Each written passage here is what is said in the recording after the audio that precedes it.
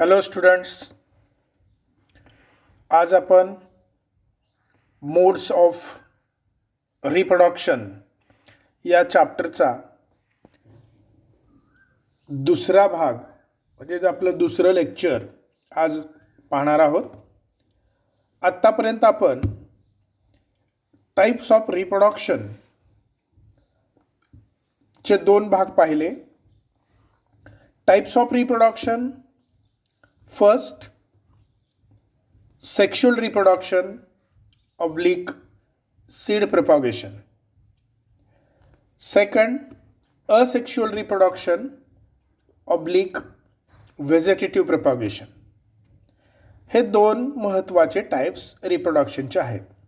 त्यामध्ये आपण sexual reproduction किंवा सीड प्रॉपगेशन बद्दल आपण अभ्यासलं. परफेक्ट फ्लावर म्हणजे काय हे आपण अभ्यासलं. मोनोसियस प्लांट, डायोसियस प्लांट म्हणजे काय याबद्दल चर्चा केली. Significance of sexual reproduction, definition of sexual reproduction, advantages of sexual reproduction and disadvantages of sexual reproduction याबद्दल आपण विस्तृत अशी चर्चा केलेली आहे. आता यापुढे मोड्स ऑफ रिप्रोडक्शनमध्ये दुसरा जो टाईप आहे असेक्शुअल रिप्रोडक्शन, की जो फ्रूट क्रॉपच्या दृष्टिकोनातून अतिशय महत्त्वाचा आहे, तो भाग आपण आज या लेक्चरमध्ये पाहूया. Asexual reproduction. Asexual reproduction does not involve fusion of male and female gametes. पहा, आपण सेक्शुअलमध्ये त्याची डेफिनेशन पाहिलेली होती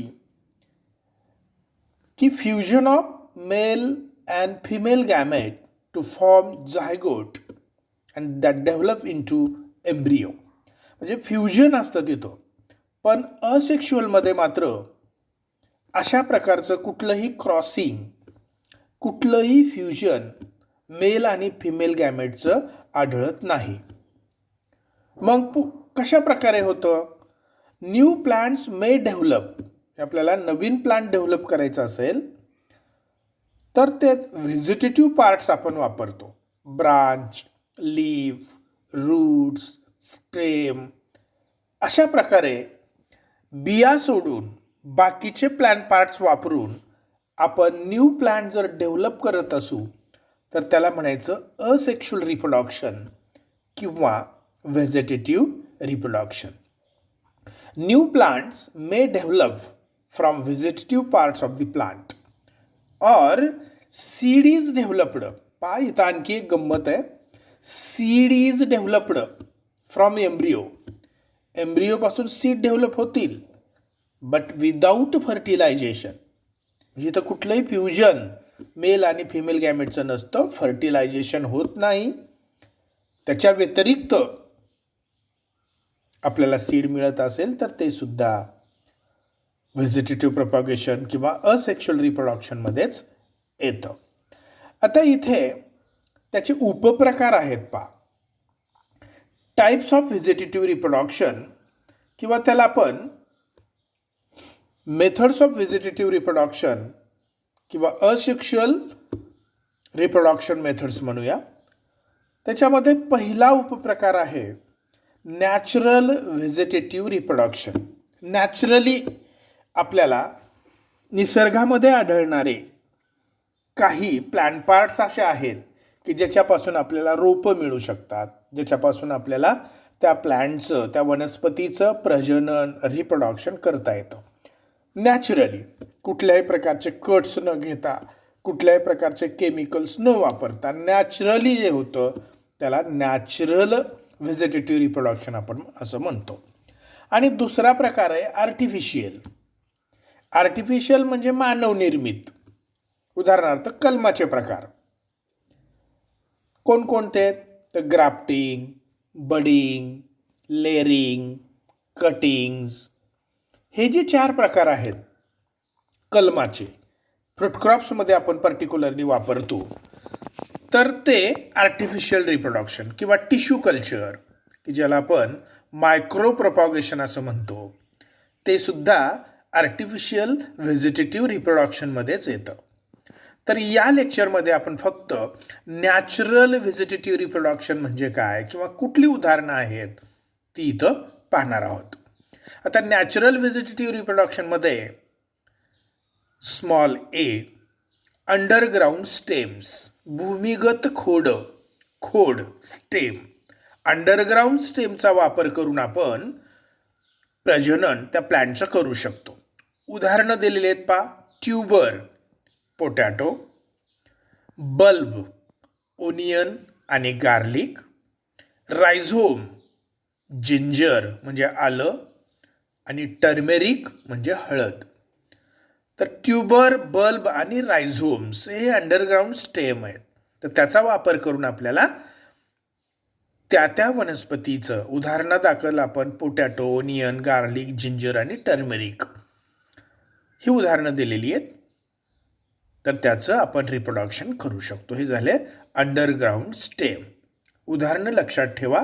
पेरिंगला, ऑब्जेक्टिव्हला हे विचारलं जातं. त्याच्यानंतर हे अंडरग्राउंड स्टेम जे आहे त्याचे काही फोटोग्राफ्स तुम्हाला इथं दाखवलेले आहेत पहा. ट्यूबर पोटॅटो, त्याच्यावर बर्ड्स असतात. त्याचा आपण एक काप घेऊन जरी लावला तरी त्यापासून आपल्याला बटाट्याचं झाड मिळू शकतं. बल्ब कांदा आहे पहा, कांदा फुटून येतो. ओनियन आणि गार्लिक म्हणजे लसूण. रायझोम जिंजर आणि टर्मेरिक, इथं रायझोम दाखवलेला आहे, कॉर्न दाखवलेला आहे. तर हे सगळे अंडरग्राउंड स्टेमचे प्रकार आहेत की ज्याच्यापासून आपल्याला रोपाची निर्मिती करता येते. हे सर्व तुम्हाला बॉटनीमध्ये झालेलं असेल. Next subaerial stem. अगोदर आपण अंडरग्राउंड स्टेम पाहिले, आता इथं सब एरियल स्टेम. एक्झाम्पल दिलेलं आहे पहा. रनर हराळी, stolon Pistia, suckers banana, offset Eichhornia. Sub aerial stems are used for the propagation of mint, date palm, etc. तर इथे वरती सुद्धा तुम्हाला वनस्पतीची नावं दिलेली आहेत. रनर असेल तर हराळी नेहमीचं आपलं उदाहरण आहे. हराळी व्हेजिटेटिव्ह प्रॉपगेशन आहे. एक काडी जरी त्याची ड्राय झालेली पडली आणि तिथं ओलावा मिळाला, पाणी मिळालं तर ती काडी फुटून येते, त्याला आपण रनर म्हणतो. सकर्स केळीची रोपं, केळीचं खोड हे भूमिगत असतं. वरचं जे आहे ते सुडो स्टेम असतं, म्हणजे फॉल्स स्टेम आपण त्याला म्हणतो. तर त्या भूमिगत खोडापासून रोपांची निर्मिती होते, त्याला आपण सकर्स असं म्हणतो. ही दोन तरी तुम्हाला तुमच्या डोळ्यासमोर असणारी उदाहरणं आहेत. एक हराळी आणि दुसरं बनाना. सकर्स हे लक्षात ठेवा. त्यानंतर एक शॉर्ट नोट आहे पहा, अतिशय महत्त्वाची. स्टार आणि IMP. बुलबिल्स. बुलबिल्स याचा अर्थ मॉडिफाईड फ्लावर्स. इथं आपण स्टेम, त्याच्यानंतर ब्रांचेस, लीव्ज, स्टेम याचा वापर करून आपण रिप्रोडक्शन, प्रजनन किंवा रोपांची निर्मिती आपण करतो असं म्हटलेलं आहे. पण एक अपवाद आहे इथे की फुलांमधून सुद्धा डायरेक्ट सीडची निर्मिती होते विदाउट फर्टिलायझेशन. त्याला आपण बुलबिल्स असं म्हणतो. बुलबिल्स. आणि हे साधारणतः गार्लिक आणि कार्डॅमॉम या वनस्पतीमध्ये आपल्याला आढळून येतं. गार्लिक म्हणजे लसूण आणि कार्डॅमॉम याचा अर्थ आपण त्याला वेलदोडा असं आपण म्हणतो किंवा वेलची. बुलबिल्स आर मॉडिफाईड फ्लावर्स. हे एक प्रकारचे फ्लावर्स आहेत, पण कसे आहेत? Modified. That develops into plants. आणि त्याचं रूपांतर डायरेक्ट रोपामध्ये होतं विदाऊट फॉर्मेशन ऑफ सीड. म्हणजे इथं फुलांचं रूपांतर डायरेक्ट आपल्याला सीडलिंगमध्ये झालेलं आढळून येतं. Second, these are vegetative bodies. हे एक व्हेजिटेटिव्ह प्रॉपगेशनचा प्रकार आहे. Their development does not involve fertilisation.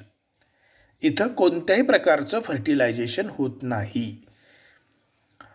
Third, the lower flowers in the inflorescence group of flowers.